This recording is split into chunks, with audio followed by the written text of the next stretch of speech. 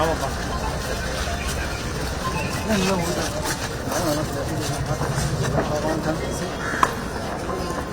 பின்னாடி வேணுங்களா பேக்கில் நிற்கிறேன்பா என்ன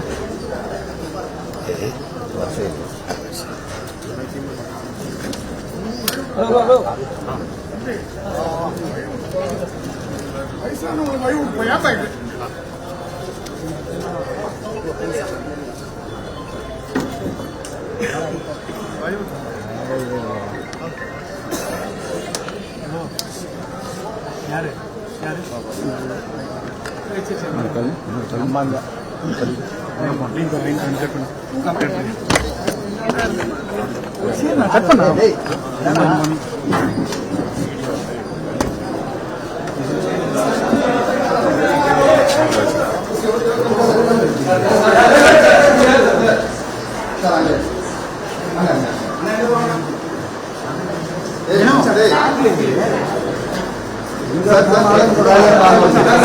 சார் கொஞ்சம்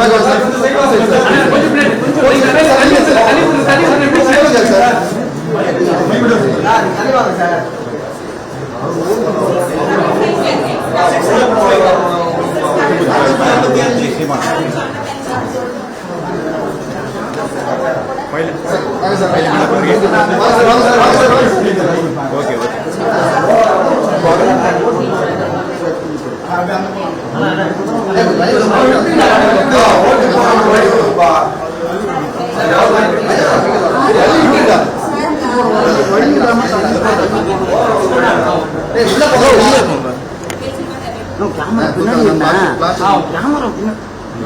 அப்புறம் நான் பண்ண யாரும் காண மாட்டீங்க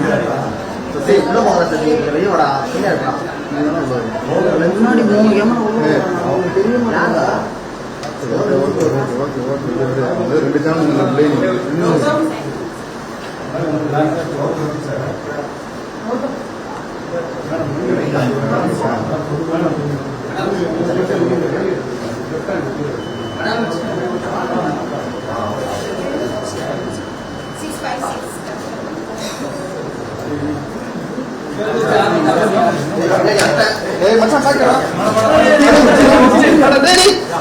சேனல் सर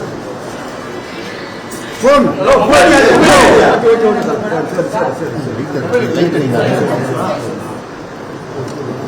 फोन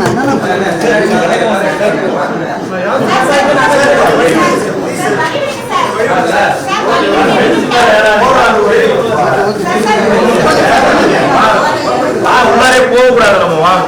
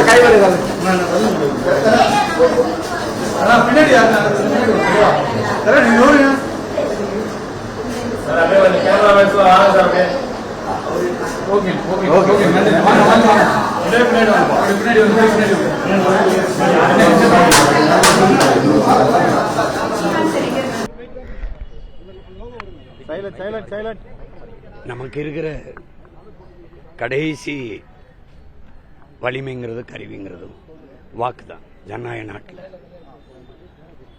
அதை நம்ம எல்லாருமே பயன்படுத்தணும். வாக்குப்பதிவு முடிஞ்ச பிறகு 75 விழுக்காடு 80 விழுக்காடு 100 விழுக்காட்டு வாக்காளர்களில் இவ்வளவுதான் பதிவாகுது அப்படின்னா அப்போ வாக்கு செலுத்தாதவங்களுக்கு என்ன பிரச்சனைன்னு ஒரு கேள்வி வருது.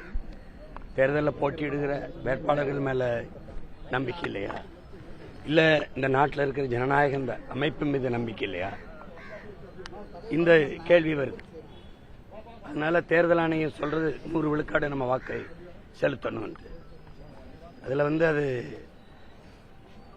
நான் என்ன நினைக்கிறேன்னா, குண்டு வைக்கிறது, கொலை செய்யறது, வருமான வரி கட்டாம வைக்கிறது, அளவுக்கு அதிகமாக சொத்து சேர்த்து அது கணக்கில் காட்டாம மறைக்கிறது, இதெல்லாம் தான் குற்றம், இதெல்லாம் தான் தேச துரோகம் அப்படிங்கிறது இல்லை. வாக்கு செலுத்தாம இருக்கிறதும் ஒருவித தேச துரோக குற்றம் தான், ஜனநாயக துரோகம் தான். அதை என் மக்கள் என் சொந்தங்கள் செய்யக்கூடாது. அது நிறைய பேர் கற்றவர்கள் தான் மற்றவர்களுக்கு வழிகாட்டணும். எல்லாரும் என்ன நினைக்கிறாங்க, நாம ஒரு வாக்கு செலுத்தி என்ன மாற்றம் வந்துட போகுது அப்படின்னு. அப்படி இல்லை, ஒவ்வொரு வாக்குலையும் தான் மாற்றம் வரும். அதனால என்னிலிருந்து தான் மாற்றம், உங்களிலிருந்து தான் மாற்றம். நம்ம எல்லாரும் வாக்கு செலுத்தணும். அது நம்மளுடைய பொறுப்பும் கடமையும். அதை தவறாம செய்யுங்கன்னு நான் அன்பா வேண்டுறேன். நன்றி. அதான் அது முதன்மையானது. ஆனா கிளாம்பாக்கத்துல பாத்தீங்கன்னா பெரிய கிரௌடு, பஸ் வசதி இல்ல, வெளியூருக்கு போய் வாக்கு செலுத்த முடியலன்னு அதிகாலையில இருந்தே ஒரு பிரச்சனை. இப்போ வரைக்கும் அது சரி செய்ய முடியல. அதை எப்படி பாக்குறீங்க? இதெல்லாம் நம்ம நாட்டில் இருக்கிற நிர்வாக கேடும் சீர்கேடும் தான். எல்லாமே நீங்க பாத்தீங்கன்னா தேவைக்கு உருவாக்குவதையும். சென்னை விண்ணூர்தி நிலையத்தில் மீனம்பாக்கத்தில் நமக்கு 1800 ஏக்கர் 2000 ஏக்கர்ல விண்ணூர்தி நிலையம் இருக்கு, போதுமானது. அதிலே பறக்க நமக்கு விண்ணூர்தி இல்லை. ஆனால் 5000 ஏக்கர்ல கட்ட போறேங்கிறது. கோயம்பேடுல இருந்த பேருந்து நிலையத்தில் வசதி குறைவா இருக்குன்னு யாரும் வீதியில நிக்கல, போதுமான அளவுக்கு இருந்தது. அது ஒரு நகரத்தில் உள்ள இருந்தது. இங்க இருந்து வெகு தூரம் போகணும் இந்த கிளாம்பாக்கம், அது ரொம்ப சிரமம். இப்ப எங்க ஊர் ஏலையாங்குடி பரம்பூர்ல இருந்து சிவகங்கையில இருந்து வரேன்னு வைங்கள, ஒரு 500 ரூபா பேருந்து கட்டணம் வச்சுக்கிறேன். அங்கிருந்து இங்கே வர ஒரு 500 ரூபா கட்டணம். இது கொடுமை. இது தேவையில்லது. பேராசை ஒவ்வொன்றுமே நமக்கு இருக்கிற துறைமுகத்திலேயே வேலை நடக்கல. ஆனா நான் 6116 ஏக்கர்ல இது நான் துறைமுகம் கட்ட போறேன். இதெல்லாம் தேவையில்லாதது. கிளம்பாக்கு வசதிக்காக இல்லை, மக்களுக்கு ரொம்ப தொந்தரவாயிருச்சு. இது மாதிரி நம்ம சென்னையில் மட்டும் நினைக்காதீங்க, ஒவ்வொரு ஊர்லையும் நாமக்கல்ல எந்த ஊருக்கு போனாலும் அந்த பேருந்து நிலையத்தை நகரத்துக்குள்ள இருந்து ஊருக்குள்ள இருந்து வெளியில எடுத்துட்டு போய் தொலை தூரத்தில் கட்டி மக்களுக்கு ரொம்ப தொல்லையை கொடுத்துட்டாங்க. எல்லா ஊர்லயும் இந்த பிரச்சனை இருக்கு. நாங்க எல்லா ஊர்லயும் மக்களோட நின்று போராடுங்கிறனால அதை சொல்றேன். இந்த தேர்தலில் வெளிநாடுகள்ல இருந்து நிறைய வாக்காளர்கள் இந்தியாவுக்கு வர்றதுக்கு, தமிழ்நாட்டுக்கு குறிப்பா வர்றதுக்கு நிறைய ஆர்வம் காட்டுறாங்க, சமூக ஊடகங்கள்ல பதிவிடுறாங்க. இதை எப்படி பாக்குறீங்க? இந்த தேர்தல் அதிகப்படியான வாக்கு சதவீதங்கள் உயரும்னு சொல்றாங்க. அதை நான் ரொம்ப வரவேற்கிறேன். இப்ப என்னை பொறுத்த வரைக்கும் சில மாறுதல்கள், நாங்க மொத்தமாவே தேர்தலில் நிறைய சீர்திருத்தம் கொடுத்துருக்கோம். வெளிநாடுகளில் வாழ்ற நம்ம பிள்ளைகள், நம்ம சொந்தங்களுக்கு சிலர் ஆர்வமா வர்றாங்க, வர முடியாம போயிருது. அவங்களுக்கு பயணம் உள்நுழைவு அனுமதி கிடைக்கிறது இல்லை. அந்த மாதிரி இதுல நமக்கு இப்படி அஞ்சல் வாக்கு செலுத்த வைக்கிறாங்களோ நம்ம காவலர்களுக்கு, இங்கே தேர்தல் அதிகாரிகளுக்கு, அது மாதிரி வாய்ப்பை ஏற்படுத்தி கொடுக்கணுங்கிறது நம்மளுடைய இது. ரெண்டாவது இப்ப என்னை மாதிரி இருக்கிறனால நான் இப்ப வேற தொகுதியில போட்டிட்டு எனக்கு இங்க போட்டுட்டு அவசரமா விண்ணூர்தி பிடிச்சி காரைக்குடி போகும். அந்த மாதிரி இதுல எங்கள் மாதிரி பிள்ளைகளுடைய வாக்கை, இந்த மாதிரி போட்டியிடுற பிள்ளைகளுடைய வாக்கை அஞ்சல்ல செலுத்துறதுக்கான வாய்ப்பை ஏற்படுத்தி கொடுக்கணும். எதிர்வருங்காலங்களில் ஏற்படுத்தி கொடுக்கணும். இப்ப சில பேர் தொகுதியிலே நிக்க வேண்டியது வருதுன்னா அவங்க வாக்கை செலுத்த முடியாம ஒரு கெடுவாய்ப்பாயிருதுல.